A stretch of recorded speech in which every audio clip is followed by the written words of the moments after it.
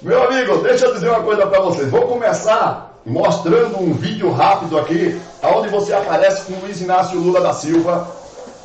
Não, primeiro faz o seguinte, Heller, fala pra gente aí, fala um pouquinho de você. Rapaz, você é um cara novo, 39 anos, o PT tem várias feras na Bahia e você é o presidente do PT, meu irmão. Fala um pouquinho pra gente aqui, eu já falei pro pessoal, mas fica à vontade. Cara, eu sou um militante comum do PT, filho da classe trabalhadora, minha mãe petroleira, aposentada. Dediquei aí parte da minha juventude à construção do movimento estudantil, fui da União Nacional de Estudantes. Depois fui secretário de juventude do PT, com muito orgulho, em 2005. Fui coordenador de juventude do primeiro governo Wagner, quando a gente criou a coordenação de juventude aqui no Estado. Depois fui trabalhar diretamente com ele era governador.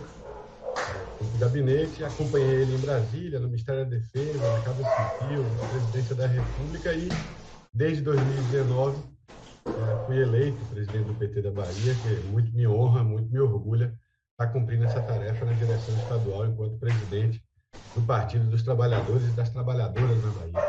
Você está no segundo ano, né? Segundo ano de mandato, infelizmente, para todos, né? Para o Brasil como um todo, mas para nós também dessa nova geração, é o segundo ano de mandato, mas segundo ano também de mandato no meio da pandemia, né? A gente tinha feito um pacto, eu dizia assim, quem quiser encontrar o presidente do PT, não vá na sede do PT, procure na estrada, a gente queria estar rodando a Bahia. A gente chegou a fazer 11 encontros territoriais presenciais, logo no começo do mandato, no começo do ano passado. Aí, em março, veio a pandemia, a gente, obviamente, obedece os protocolos, evita aglomerar e tal, passamos a ter muita atividade virtual, né? O PT foi desafiado a sair da era analógica para a era digital muito rapidamente, mudou a vida de todo mundo, né? Mudou o jeito de trabalhar, o jeito de a gente se encontrar. No PT não foi diferente, mas estamos aí com a campanha do Fora Bolsonaro na rua. Dia 7 agora de setembro, nós vamos mobilizar os 4 cantos do Estado para a gente dar um grito em defesa da democracia, em defesa da vacina, do SUS, pela volta do emprego e pelo Fora Bolsonaro. O Brasil não aguenta mais tanta desumanidade, tanta incompetência à frente do governo federal. Tanta incompetência, né? Olha, eu vou perguntar algumas coisas rapidamente aqui, mas tem uma coisa que eu tenho que perguntar para você, cara, não tem jeito. Meu irmão, você imaginou em algum dia a gente viver uma figura dessa na presidência, cara? Não, acho que ninguém desejou isso para o Brasil. Quem quer o bem do Brasil nunca imaginou uma situação tão difícil para o nosso país. Eu penso que Bolsonaro é fruto daquela campanha contra a política, né? Contra os partidos, especialmente contra a Dilma, contra a Lula e contra o PT, que nasce ali em Curitiba com a Lava Jato e os desmandos, né, feitos pelo ex-juiz Sérgio Moro. Isso não é uma opinião particular minha, isso não é uma opinião política do PT, essa é a opinião revelada para o mundo do Brasil pela imprensa e consagrada pelo STF, pelo Superior Tribunal Federal. Sérgio Moro não tinha a imparcialidade necessária para conduzir aquelas investigações, ao contrário, ele já tinha uma sentença na cabeça, que era culpar o Lula, tirar o Lula das eleições e impedir o Lula de concorrer em 2018. E aí, o bombardeio também midiático e tal, de parcela da imprensa, do Judiciário e do Ministério Público, esse conluio produziu esse desastre que é Bolsonaro. Bolsonaro é fruto, é filho dessa campanha de tentar criminalizar a atividade política. E aí emerge no nosso país, infelizmente, a manipulação feita com fake news, com esses disparos de WhatsApp, da massa, a manipulação da nossa população, da sociedade brasileira, despertando ódio, né, despertando intolerância, despertando preconceito, discriminação. É uma campanha muito violenta. Eu sempre digo, Paulo, que eu imaginava que nesse mundo hiperconectado, que quase todos estão conectados aí através de um celular, através do computador, que a gente poderia estar mais próximo, né? Falar com um parente que está longe, falar com alguém que está do outro lado do mundo, a gente poderia utilizar dessas ferramentas para construir mais humanidade, para construir mais generosidade, mais solidariedade. Infelizmente, o que a gente enxerga nas democracias a gente criando bolhas que falam cada vez mais só para os iguais uma intolerância com quem pensa diferente ou intolerância com quem é diferente. E aí emerge essa cultura bolsonarista, vou chamar assim, que é a cultura do desrespeito antidemocrática, autoritária, fascista, como é o governo Bolsonaro. O Brasil andou para trás muito rapidamente desde o golpe da presidenta Dilma. A gente que tinha tirado o Brasil do mapa da fome, infelizmente, a gente já enxerga, aí em Tucano não é diferente, em várias cidades da Bahia, a gente já enxerga famílias batendo na porta da casa da gente meio-dia para pedir um prato de comida, uma cena que a gente há anos já tinha se livrado. Eu acho que o Brasil tem duas grandes chagas, duas grandes marcas negativas. Uma é o racismo, né? É a marca da escravidão, que marca muito fortemente a desigualdade no Brasil. O racismo é uma chaga ainda aberta, uma ferida aberta na sociedade brasileira. E a outra é a questão da fome. O país sempre foi marcado por ter milhões e milhões de pobres, de trabalhadores submetidos à fome, que nos tira a dignidade, né? Que tira a dignidade da vida humana. A gente já tinha se livrado disso e hoje a gente vê a volta da fome, o desemprego com 15 milhões de pessoas desempregadas, mais 10 milhões de pessoas desalentadas, ou seja, não estão nem mais procurando emprego. E aí vem junto com isso todo o pacote da incompetência, que é a volta da inflação, que é os juros altos, que é o alimento caro, carne, feijão, arroz, o custo de vida lá em cima, e a gente vê no nosso país, infelizmente, voltando para trás. Por isso, Paulo, que aumenta a saudade do Lula, a saudade do tempo da prosperidade, do tempo que a gente tinha um governo de verdade, um governo que gerava direitos e oportunidades para todo mundo e, sobretudo, que tinha prosperidade. Que as famílias no Brasil podiam pensar em ter um carro novo, em ter uma casa, em viajar com a molecada nas férias, 13º, férias remuneradas, enfim, carteira assinada, para a gente voltar a ter prosperidade. Acho que o Lula representa isso, a esperança do país voltar para o rumo certo. Exatamente. Weller, rapaz, eu tive a minha primeira decepção na política quando eu, moleque ainda, 18, 19 anos, eu botei a minha vida em defesa do nosso baiano aí, rapaz, candidato a governador. A gente ganhou pela primeira vez no Antônio Carlos Magalhães. Aí, Valdir Pires, meu irmão. E aí o cara saiu para ir ser candidato à presidência. Depois ele escreveu a biografia dele, se arrependeram disso. E naquele momento, rapaz, em 86, eu fiquei muito triste, cara. Eu fui para São Paulo, né? E lá eu conheci o PT. E aí eu comecei a lutar por Lula, rapaz, contra o Paulo Maluf em São Paulo, tá certo? E tinha três coisas nesse Brasil que me decepcionavam terrivelmente. A fome dos brasileiros, né, que eles passavam. A Polícia Federal, que era uma polícia como está hoje, uma polícia que se entregava ao governo, só fazia aquilo que o governo permitia, e a gente pedindo esmola o tempo todo ao FMI. Como é que você, naquele momento e hoje a gente só está voltando a pedir esmola porque o PT deixou muito, uma reserva. 350 bilhões de reserva que eles estão queimando tudo. Estão queimando, exatamente. Se não fosse isso, a gente já estaria pedindo esmola também, cara. É inacreditável. Né? É uma grande decepção para mim, esse tipo de coisa. E para você, como é que você vê isso? Essas eram as três coisas que eu mais... Como é que você vê voltando isso, cara? Porque a Polícia Federal hoje é um desastre. Eu ontem fiz uma live aqui, eles estão querendo usar o caso dos hackers para tentar manipular contra o PT. Veja, as pessoas passando fome. O aparelhamento da polícia, isso é um absurdo, a gente está regredindo. Bolsonaro tem uma campanha pública, uma meta de gestão.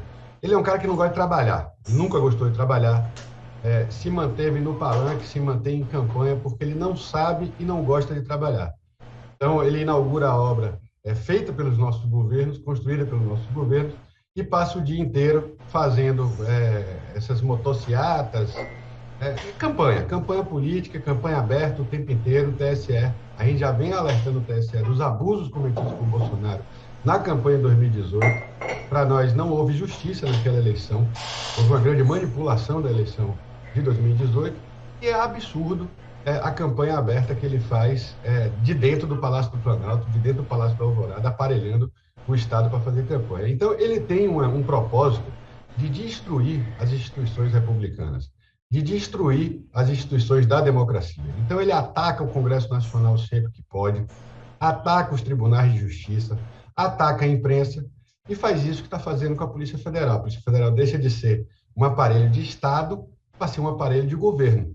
E muita gente, e aí que está o erro dele e daqueles que o apoiam, como essa turma aí de João Roma, de ACM Neto e Companhia Limitada, que dá sustentação ao governo Bolsonaro, aprova as pautas do governo Bolsonaro no Congresso Nacional, estão hoje lá batendo palma para Bolsonaro em Itanhaçu.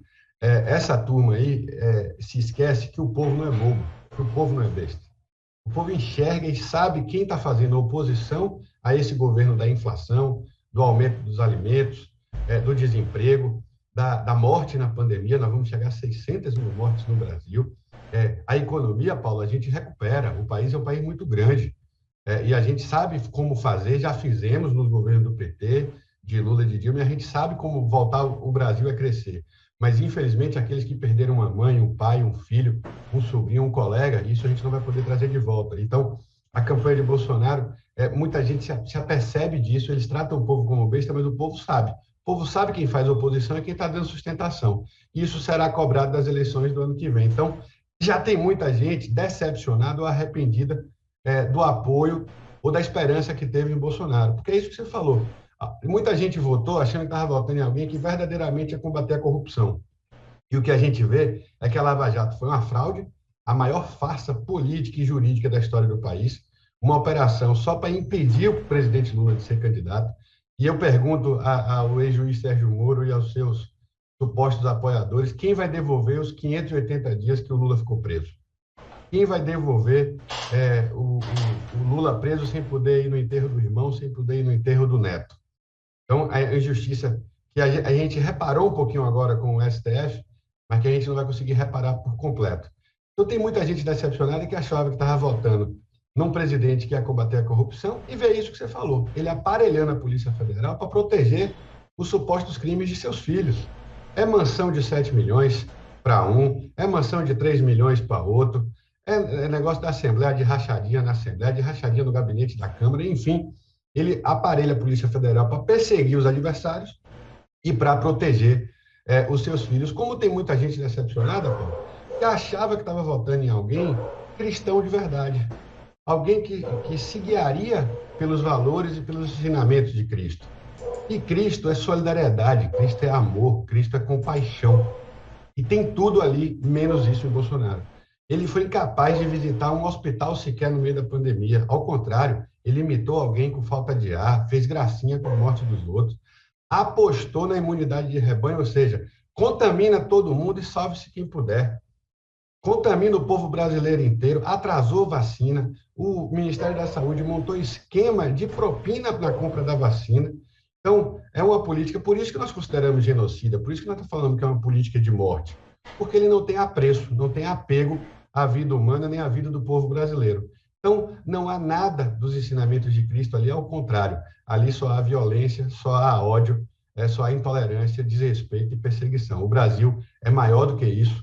Nós vamos às ruas agora no dia 7 para defender a democracia. Quando a democracia está doente, quando a democracia está fraca, o remédio é mais democracia. Então, nós queremos mais participação popular, nós queremos movimentos sociais, movimentos populares, a sociedade civil organizada, engajada em defender o nosso país, porque vai passar. Eu tenho certeza de que essa página, digamos, terrível da história do Brasil, a gente vai superar, se não com o impeachment, se não com afastamento, mas nas urnas em 2022. E ele, já sabendo que vai perder as eleições, já sabendo que aumenta o seu isolamento, ele já começa a questionar as eleições. Foi assim com a história do voto impresso, aí depois fica falando de fraude, diz que vai apresentar prova, não tem prova alguma, porque o sistema é seguro, ele já vai vacinando a derrota, para botar como ele fez a vida toda.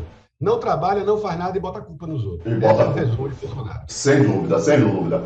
Deixa eu agradecer o pessoal aqui, olha, o HC, né? Olha, pessoal, eu tenho que ver se eu posso fazer perguntas ao Hélio, porque a gente não combinou nada disso.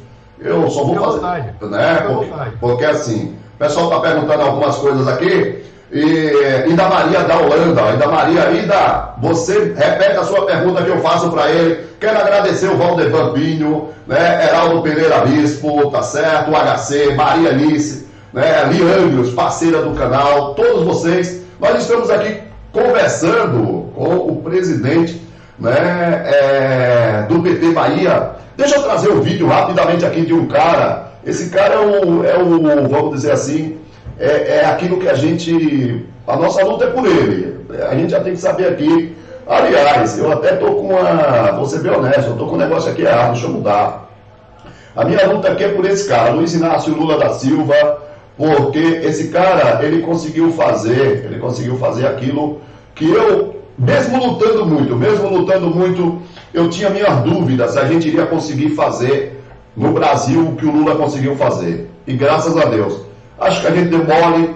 Eu, por exemplo, depois que o Lula foi eleito, né, que eu saí daqui da Bahia com um carro, eu ia todo ano para a Bahia, quando eu entrava, saía de Minas que entrava aí na BR-116, 400 quilômetros, era 12 horas, era uma vergonha. Depois, em 2005, eu fui na Bahia, que eu fiz faculdade, fui na Bahia depois. Quando eu entrei na Bahia, eu olhei para minha esposa e digo, pô, erramos o caminho. A BR-116 estava toda pavimentada, um negócio assim, maravilhoso, cara. Você estava entendendo? Antes dos governos do PT, você sabia que tinha entrado na Bahia pelo barulho que a estrada fazia. Que a estrada faz. Exatamente, Pegão, exatamente. Olha, a gente está aqui, então, nós estamos conversando com esse cara. Deixa eu trazer rapidinho esse vídeo de Luiz Inácio Lula da Silva, essa fera que eu vou dizer uma coisa para você, meu irmão. Enquanto esse cara estava preso, eu me sentia mal até de ir numa pizzaria, porque eu sabia, certo? Porque eu sabia que Luiz Inácio Lula da Silva era inocente, e eu ficava me perguntando, rapaz, como é que pode um troço daquele, né? Você sabia que aquele cara era inocente, você não tinha muito, naquele momento, o que fazer a não ser correr atrás, a não ser lutar pela inocência de Luiz Inácio Lula da Silva, tá certo? A gente conseguiu, pelo menos, estar livre. Agora, com essa decisão da juíza em Brasília, eu estou super tranquilo, né? Deixa eu, prontinho, já estou com o vídeo dele aqui. Deixa eu colocar o vídeo de Lula. Para os companheiros militantes do PT, um abraço, meu agradecimento. A companheira Gleide Hoffmann, que chefiou essa delegação que viajou comigo para o Nordeste inteiro, nós queremos agradecer a vocês, porque essa militância vale ouro. Essa militância é muito importante e essa militância explica por que o PT já governa esse Estado há 16 anos. Um beijo no coração, obrigado por todo o carinho de vocês. Volte logo, volte sempre, presidente. E o Ed é uma novidade extraordinária da presidência do PT. Pensa um cara esperto, tá aqui o Ed. Volte logo, volte sempre, presidente. Tio, meu irmão, desculpa, pegou aí um pouco de áudio, mas eu peço perdão a você. Agora já está aqui. Esse cara, ele teve aí. Pra gente, eu vou ainda querer falar com você rapidamente aqui sobre aqui o PT na Bahia, sobre os seus projetos aqui. Eu não sei se você ouviu direito aí, não deve ter. Mas ele conversou aí, né? Ele mandando uma mensagem para a militância baiana. Olha, deixa eu perguntar uma coisa para você. Fala pra gente um pouquinho como é que foi estar com esse cara esses dias aí, cara, por gentileza. É sempre muito bom, né? É sempre muito reconfortante, reenergiza a nossa militância. Infelizmente, ainda não foi o momento da gente poder dar oportunidade da militância toda da Bahia de estar com Lula por conta dos protocolos sanitários. A gente teve que fazer eventos mais fechados, selecionados. Então, eu quero até agradecer aqui a secretária Luciene, a secretária de Movimentos Populares, que nos ajudou. A turma do MST, a turma da FETRAF, enfim, dos movimentos sociais como um todo. Então, a gente teve que fazer um evento para 250 convidados. Nós buscamos ter a diversidade da representação dos movimentos sociais, das organizações populares lá. Ainda não foi o reencontro da militância. Trazer o Lula na Bahia é fazer evento para milhares de pessoas, né? É difícil fazer para pouca gente. Mas, com as redes sociais, a gente pode transmitir tudo, a gente pode, né, fazer live, botar em vídeo e tal. E a gente já percebe efeitos muito positivos da passagem do Lula. A primeira é isso, a animação da militância, reenergizar a nossa militância. A segunda é acender a esperança no povo baiano de que nós podemos voltar a ter um país de verdade, da gente voltar a ter o caminho da prosperidade, da tolerância, do direito, da oportunidade para todos e para todas. Ter um país que orgulhe a sua gente, que orgulhe o seu povo. Ter um governo que não tenha vergonha do cheiro, da cor, do povo brasileiro, ao contrário, que a gente promova o Brasil no mundo, como foi no tempo do Lula. E outro efeito prático é na política. Na política, o Lula ajuda a ajeitar as coisas. Tivemos reuniões importantes com o PP, com o PSD, com o PCdoB, com o PSB, com o Patriotas, enfim, com o Podemos, com o Avante, 9 partidos reunidos. Todos eles reiteraram o nosso compromisso político de construir um grande palanque para Lula na Bahia, um grande palanque para Wagner na Bahia em 2022. Em 2018, a gente deu 4,5 milhões de votos de frente para o companheiro Haddad aqui na Bahia. Esperamos, em 2022, ampliar essa vantagem para o companheiro Luiz Inácio. Então, Lula é a certeza de que a gente vai voltar a ter humanidade na presidência da República, responsabilidade com o nosso país e de que a gente pode voltar a pensar em ter prosperidade, em planejar um futuro melhor para a nossa geração e para as gerações que virão. Para as gerações que virão, exatamente. Que virão. Olha, ainda a Maria da Holanda está dizendo assim, olha, boa tarde, agradecer, né, a grande recepção do PT, que o PT fez ao nosso eterno presidente Lula em Salvador, tá certo? O pessoal está aqui mandando alô para você, né? O pessoal está agradecendo a sua participação aqui, Éder. Agora, fica à vontade. Eu que agradeço o convite, não faço mais do que a obrigação. Nesse tempo aí que a gente não pode estar junto, assim, fisicamente, né, pessoalmente, eu tenho tentado me dedicar em atender a imprensa e tal, mas, sobretudo, atender os nossos canais militantes, a nossa militância que está organizada virtualmente, digitalmente. É um jeito da gente estar sempre falando sobre a Bahia, falando sobre o Brasil, nos organizando para a gente retomar o nosso país. Então, eu que agradeço o convite e o carinho de todos aí. Tá, Joia. Meu irmão, agora nós já estamos andando aqui para quase meia hora. Eu quero fazer 2 perguntas, mas mais voltadas para a Bahia. Primeiro, eu gostaria que você falasse aí, o PT realiza campanhas solidárias para ajudar a população, né, em meio à crise do Covid. Você poderia falar um pouco a respeito disso para a gente? Posso sim. Como eu estava dizendo, o Brasil andou para trás, Paulo. Muito rapidamente a gente voltou a ter o Brasil e a parte mais vulnerável da nossa sociedade voltou a enfrentar o dilema da fome, me perdoe o termo, mas a desgraça que é a fome que nos humilha, né? A fome que tira a nossa dignidade. Infelizmente a gente volta. E o PT ao lado do sofrimento do povo brasileiro. Então, é uma campanha nacional, PT Solidário. Nós da Bahia estamos mobilizados, a gente tem pedido à nossa militância, aqueles que podem, claro, porque tem muita gente passando dificuldade, não está fácil. Não está fácil com um salário mínimo desse de Bolsonaro, de R$ 1.100. Como é que o trabalhador pode comprar cesta básica, comida para botar no prato, né, para botar na mesa da sua família?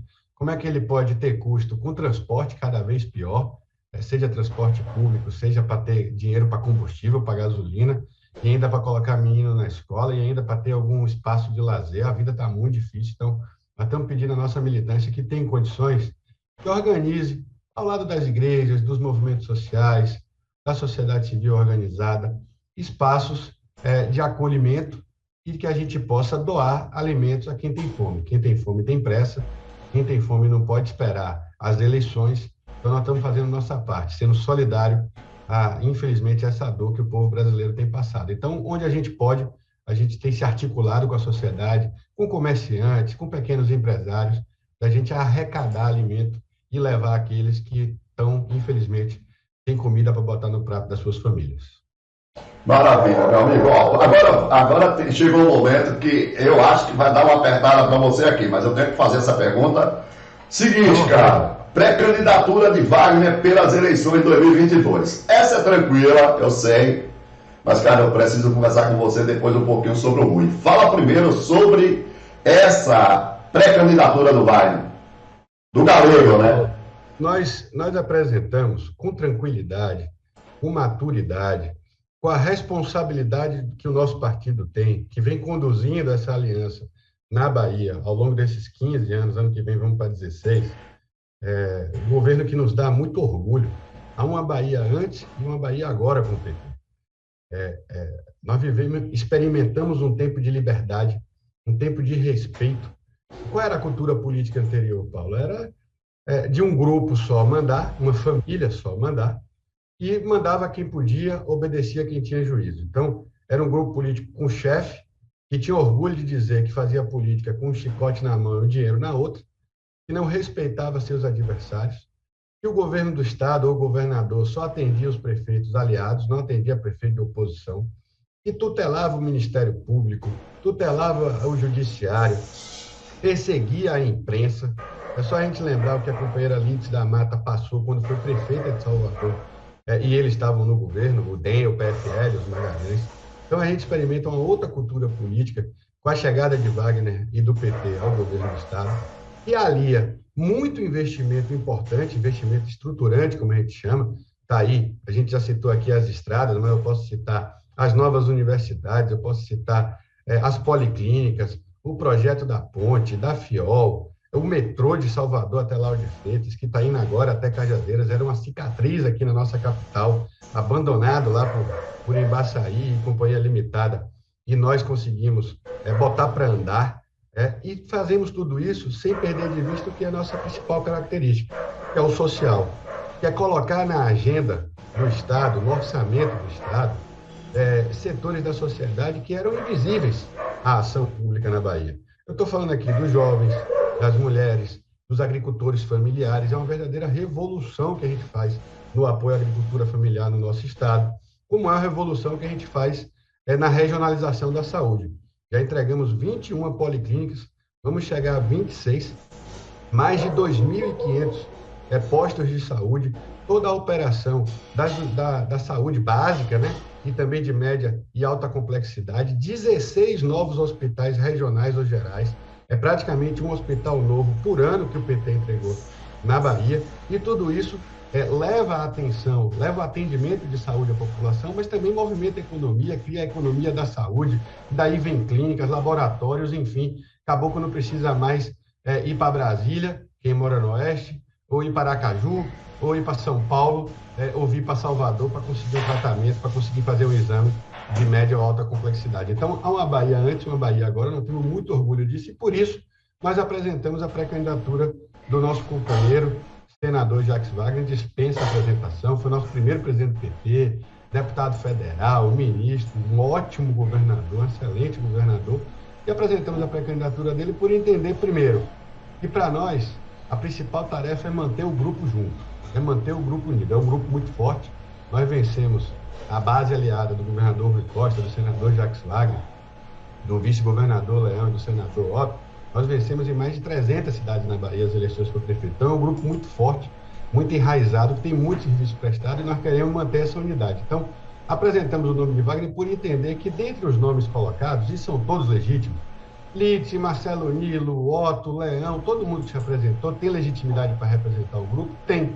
Mas nós entendemos que Wagner é aquele que pode reunir melhor o grupo, que pode dar unidade no nosso grupo. E a segunda motivação, eu vou chamar assim, ele foi um ótimo governador, um cara muito antenado às melhores práticas dentro e fora do Brasil, um cara está sempre estudando, está sempre se modernizando, mas nós entendemos que a eleição vai ser muito pautada pela eleição nacional.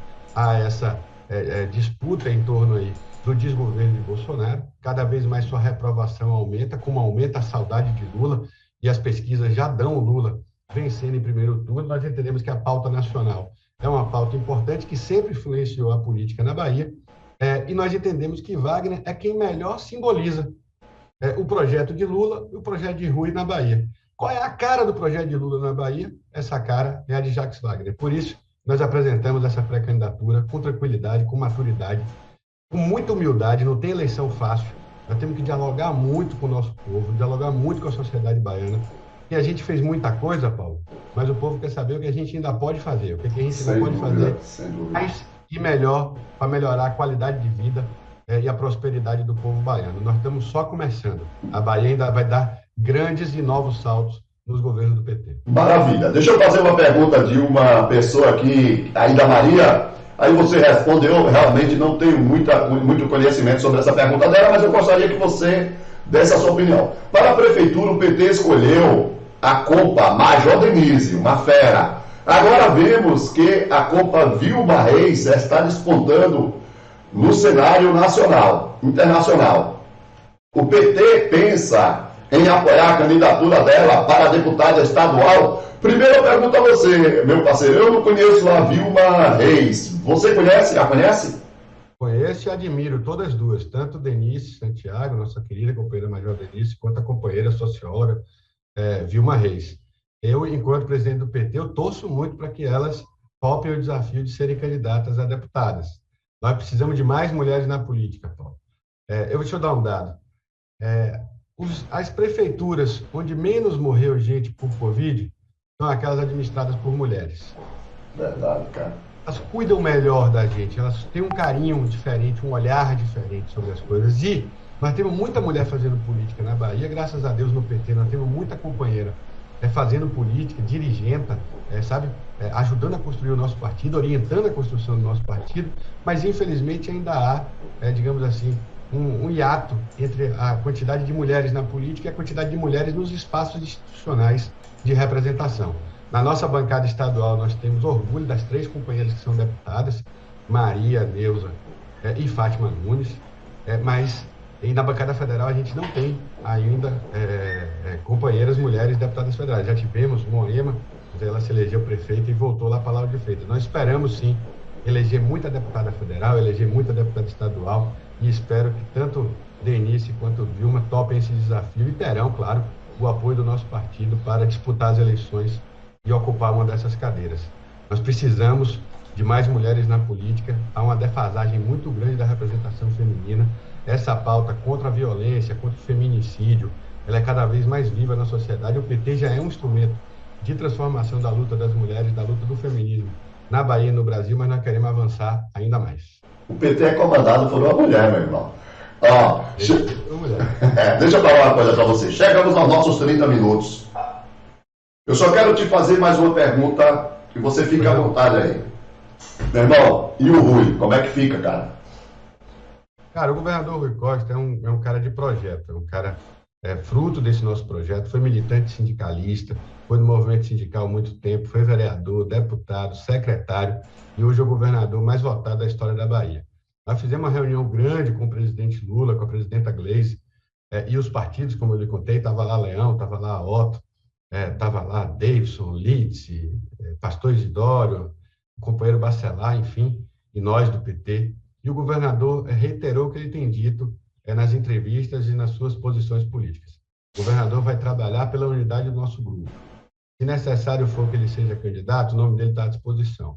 Mas hoje, a intenção dele é ficar no mandato, é terminar o mandato do governador. Você sabe que ele é um cara muito focado no trabalho e nas metas que ele estabeleceu, nos compromissos que ele fez com o povo baiano.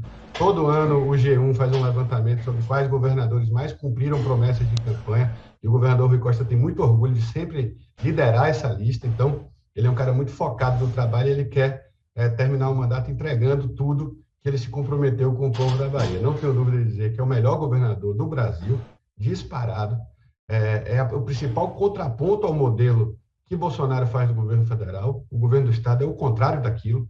Aqui a gente prova que dá para cuidar de gente, colocar a saúde em primeiro lugar, colocar a vida humana em primeiro lugar, sem deixar de entregar obras, sem deixar de entregar serviços, sem deixar de trazer boas notícias para o nosso povo. Então, o governador Rui Costa é um cara muito de projeto, ele vai debater, tem debatido com os partidos, com os nossos senadores e tal, qual a melhor tática eleitoral para 2022, mas eu posso lhe dar uma certeza. Esse é um bom problema. Quando a gente tem muito craque para escalar e pouca vaga, é um bom problema. Ruim deve estar do lado de lá, que não sabe quem é candidato, quem não é, quem vai a senador, quem não vai. Nós vamos passar um risco no chão, Paulo. A eleição na Bahia vai ser assim. De um lado, aqueles que hoje aí estão defendendo o Bolsonaro, defendendo esse governo da incompetência, da desumanidade, da volta da inflação, do juro alto, da perda da capacidade de compra, do trabalhador, do empobrecimento da nossa população, do governo, das mortes, da Covid, da desumanidade. E do outro lado vamos estar nós. Vamos estar Rui Costa, Jacques Wagner, Otto Alencar, João Leão, o PT, o PCdoB, o PSB. Vamos estar aqueles que defendem e defenderão o legado de Lula e a volta de Lula à presidência da República. Presidente da República. Nós chegamos aqui ao nosso tempo. Eu quero dizer a você uma coisa, cara. Tem a questão do Otto, para negócio do senador aí.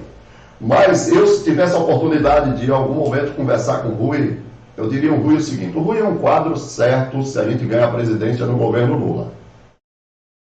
Se ele for realmente, que o Rui eu sei como é que funciona, mas ele tem que se candidatar a alguma coisa. Eu sei que é complicado, o cara é governador, mas imagine você, o Rui, candidato a deputado federal. Esse cara elegeria um monte de deputado federal pra gente. Eu sei que é complicado, mas ó, sei com vocês, é só botando, você tá me entendendo? Mas ó... nem sabe ainda como é que vai ficar a regra, se vai ter coligação, se não vai, o Congresso Nacional ainda precisa decidir. É verdade, é verdade. Eu aguardo aí do que o Senado vai definir. É verdade. O governador Rui Costa é um quadro qualificadíssimo. Eu, se fosse presidente da República, adoraria ter Rui como ministro. Pô, também, né, se eu fosse empresário, se eu fosse executivo de alguma empresa, eu também traria Rui para trabalhar comigo, porque ele é muito competente, muito dedicado. Se você entregar sua empresa ou o seu governo na mão de um cara como o Rui Costa, tenha certeza que só terá notícias boas, só terá pontos positivos. Então, eu concordo com você, Rui é um quadro qualificadíssimo. No eventual governo Lula, certamente ele será convidado, estando ele na cadeira de governador, como deputado, como senador. Insisto, é um bom problema. Imagine você que a gente não sabe onde encaixar Rui Costa. Esse, para mim, que sou presidente do PT, é um excelente problema. Sem dúvida. Para finalizar mesmo, deixa eu perguntar uma coisa para você. Quem é o cara que assumiria caso o Wagner vença o governo? É nosso? O suplente é o companheiro Bebeto, que foi presidente da Força Sindical. Hoje ele é vice-prefeito de Ilhéus, foi deputado federal, é do PSB, do Partido Socialista Brasileiro, é o primeiro suplente, e com fé em Deus vai assumir o mandato, porque com fé em Deus Wagner será governador e os companheiros do PSB vão herdar aí um mandato que eles construíram conosco, né? Que eles fizeram a campanha. Claro. Merecidíssimo. Meu amigo, deixa eu falar uma coisa pra você. Eu já conheço sua mãe, velho. Já conheço aqui do Rapaz, deixa eu mandar um beijo. Do jogo aqui, bicho.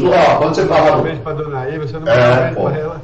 Tô morto aqui. Exato. Quando você falar aqui, fala Paulo do Jogo aqui, cara. Eu morava em São José do Rio Preto, rapaz. Terra de assim... bolsonarista pra caramba. Bolsominion aí, né? Não tá fácil aí, não. Aí eu mudei aqui pro João, graças a Deus, porque esses nossos canais, eles se fortaleceram.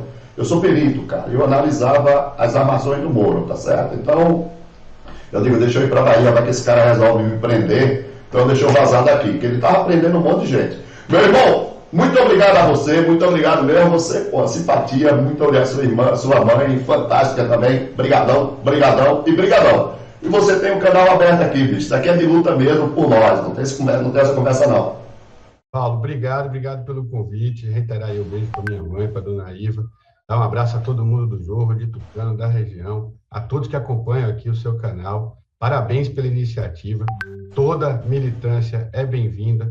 1 mais 1 é sempre mais que 2. A força do projeto de Lula, a força do PT, verdadeiramente está na nossa militância. Está em cada companheiro e companheira que não desistiu de defender o Lula, de lutar pela sua liberdade e que não desiste do nosso Brasil. O Lula tem dito, Paulo, que nessa situação de grave crise, não tenho dúvida de dizer que a maior crise da história do nosso país, o povo brasileiro nunca precisou tanto do Partido dos Trabalhadores e das Trabalhadoras. E aí eu lhe parabenizo a toda a nossa militância que não vai fugir a esse chamamento da história, a esse chamamento do presidente Lula.